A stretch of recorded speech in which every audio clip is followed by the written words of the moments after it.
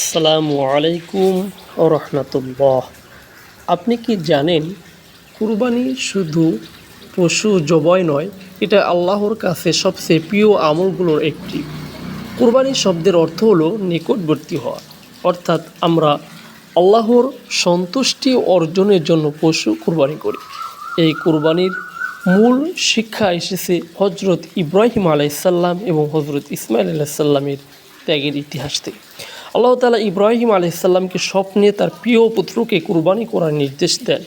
তিনি বিন্দু মাত্র দ্বিধা না করে আল্লাহর আদেশ মানতে প্রস্তুত হন। এই মহান ত্যাগের কারণে আল্লাহ তাআলা একটি পশু দিয়ে বদলে দেন। এখান থেকেই কুরবানির শিক্ষা, আল্লাহর জন্য ত্যাগ, নিজের প্রিয় জিনিস ছাড়তে পারা, তাকওয়া অর্জন করা। কোরআনে বলা হয়েছে আল্লাহর কাছে পৌঁছায় না তাদের গোশত বা রক্ত, বরং পৌঁছায় তাদের তাকওয়া।